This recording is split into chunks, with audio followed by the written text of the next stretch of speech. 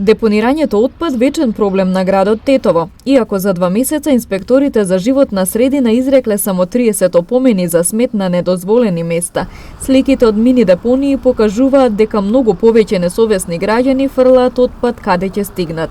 Казнети се и граѓани кои испуштале отпадни води на улица. Од наша страна беа изречени 30 опомени во последниве 2 месеци на физички лица во врска со неконтролирано одстранување на смет и беа изречени 5 прекршачни санкции.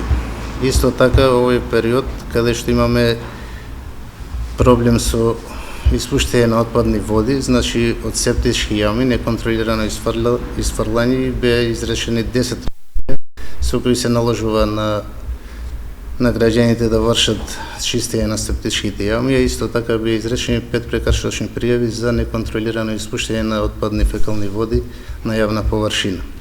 Согласно Закон за животна средина, редовно се вршат контроли кај субјектите кои подлежат на надзор согласно Законот за животна средина, беа контролирани дозволите, контролирани елаборатите за животна средина. Имаме задолжено 10 на фирми да изготват елаборат за заштита на животна средина, а резултатите од отпадните води и емисиите кои се испуштаат во воздух од страна на правните лица, лабораториските извештаи беа во граници на дозволени вредности.